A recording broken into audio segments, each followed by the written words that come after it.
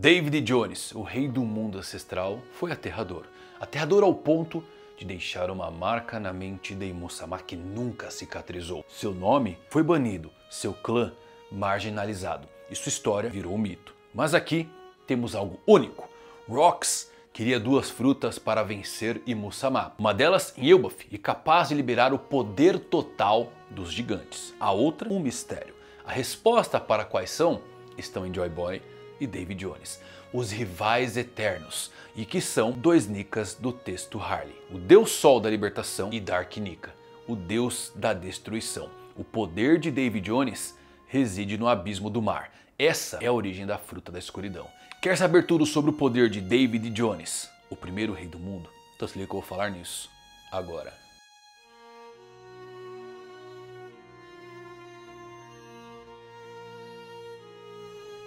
Fala galera, Evandro Fusari com mais um vídeo pra vocês. Como é que vocês estão? Espero que todos vocês estejam maravilhosamente bem, empolgados tão quanto eu estou. Porque eu acho que eu desvendei o que é a fruta do Barba Negra. É a fruta do Nika da destruição do texto Harley. E o Black Hole, o buraco negro, não é algo relacionado ao cosmos, e sim algo que puxa para o abismo do mar.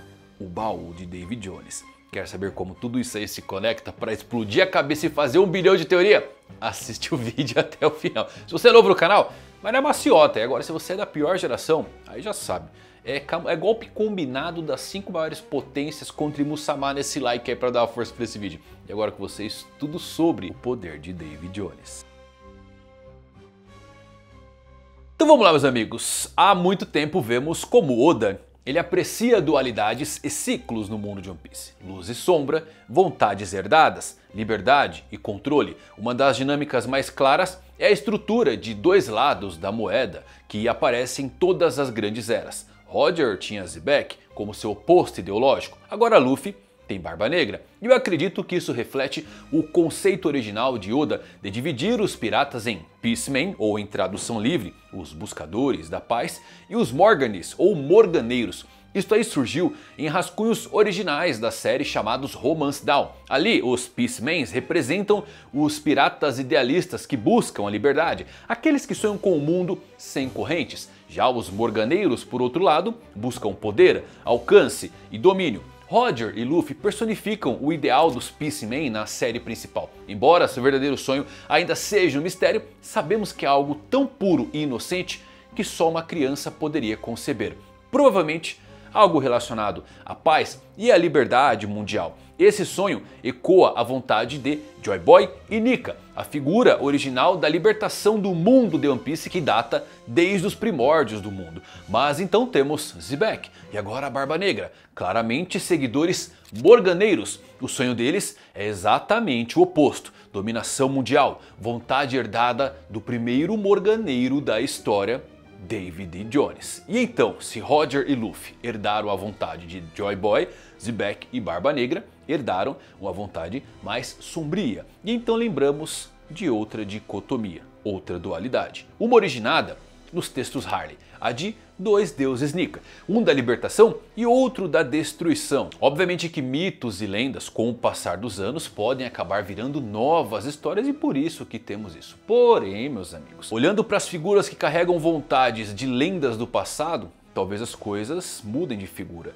Segundo o texto Harley, Nika, o Deus Sol, surgiu durante o primeiro mundo, onde lutou contra o Deus da Terra e a Serpente do Fogo Infernal. Eventualmente, o mundo foi destruído e a própria vida extinta. No segundo mundo, é dito que Nika retornou, e sabemos que isso aconteceu através de Joy Boy, que consumiu o poder da Hito no Mi, modelo Nika. Ele lutou contra Mu e outros reis, e junto com seus aliados, liderou o reino antigo na guerra contra a escuridão. Desta vez, a humanidade derrotou o Sol e o mundo mergulhou na escuridão, completamente destruído, afundando 200 metros abaixo do oceano. Muitos acreditam que isso foi obra de Nika. E isso fica claro pela forma como os gigantes de Elbaf falam sobre essa divindade. Se há algo certo é que Nika é considerado por todos como aquele que desce ao mundo em tempos de necessidade, atendendo aos desejos do povo e dos escravos. Quando os corruptos e os governantes desfrutam do poder e oprimem o povo comum, Nika sempre chega e atende o seu chamado. A distinção reside, claro, no que Nika faz depois. Alguns acreditam que Nika, sim, é um libertador, assim como Luffy, que foi descrito como um guerreiro da libertação. Outros, porém, acreditam que Nika é o governante do mundo inteiro e que Nika é o destruidor do mundo, aquele que mergulha o mundo em caos e em escuridão. Mas se temos Luffy e Barba Negra, Rox e Roger, Joy Boy e Davy Jones, sendo assim, não seria surpresa e até faria sentido que um Nika sombrio talvez possa existir e talvez Davy Jones tenha usado sua fruta no século perdido e por esse motivo Nika emergiu do pesadelo das crianças. Então sim, podem existir duas Akumas no Mi do tipo Nika. Talvez essas divindades fossem irmãs no passado, Caim e Abel. A ideia não é impossível. Rox queria duas frutas para derrubar Imu-sama e Rox sabe muita coisa vinda do seu clã. Os Davy, os únicos D que não se transformaram em cascas vazias. E isto pode estar ligado a uma fruta muito única do universo de One Piece. A fruta da escuridão. Tite buscou essa fruta por sua vida inteira como pirata, quase 30 anos atrás da Yami Yami no Mi. Então ele sabe algo dela e quase certamente, dado a empolgação quando ele viu esse fruto, essa é uma das frutas que seu pai queria para derrotar o governo mundial. E mais ainda, possivelmente a Yami Yami no Mi pode ter seu nome alterado e foi a fruta utilizada pelo próprio Davy Jones no século perdido. A Yami Yami no Mi concede ao usuário o poder de criar uma escuridão tão avassaladora que aparentemente pode aprisionar objetos em outra dimensão e depois cuspi-los de volta. Técnicas chamadas buraco negro e libertação, que é um nome bem sugestivo para um Nika sombrio, né? Sendo o ponto alto, é claro, sua capacidade de anular os poderes de outras Akumas no Mi. E na lenda do baú de Davy Jones do nosso mundo, temos uma metáfora para o abismo oceânico, o fundo do oceano, as profundezas, onde nenhuma luz consegue chegar. As partes mais profundas do fundo do oceano na vida real, como a Fossa das Marianas, são completamente escuras, porque os raios de luz não conseguem penetrar tão profundamente na água. Então, e se os poderes da escuridão da Yami Yami no Mi forem, na verdade, uma manifestação física do conceito do fundo do mar, não ligado ao cosmos, como quando pensamos em buracos negros? A escuridão, derivada especificamente da ausência de luz, pode ser o fundo do oceano, e é o que permite a Tite anular os poderes de outras Akumas no Mi. E de certa forma, isto torna essa fruta a coisa mais próxima que temos da frequentemente hipotética Logia da água. E certamente justifica ainda mais as afirmações de Barba Negra sobre a fruta da escuridão ser a mais maligna e a mais poderosa. Como o próprio Barba Negra disse, não há nada igual, nem mesmo entre os usuários de Logia. Isto pode ser porque, de fato, não é uma Logia, pode ser uma Zoan mítica. Barba Negra pode sofrer dano de ataques que não utilizam o Haki e, na verdade, sente mais dor do que uma pessoa normal. Isto pode ocorrer porque todos os ataques são absorvidos e enviados para esse núcleo metafísico da Akuma no Mi da escuridão, o baú de Davy Jones, o mesmo lugar para onde os outros poderes de frutas são temporariamente enviados quando em contato com sua escuridão. É comum vocês, isso inclui eu, tá, se perguntarem como diabos o Barba Negra vai competir com o Luffy, Gear 5, Shanks e até mesmo Imu, porque no momento o Barba Negra ele não parece estar no nível máximo de um pirata, considerando o quanto ele teve de dificuldades contra o próprio Lau. Mas lembre que o Barba Negra ele tem um mistério de sempre vencer as lutas fora da tela, um poder oculto.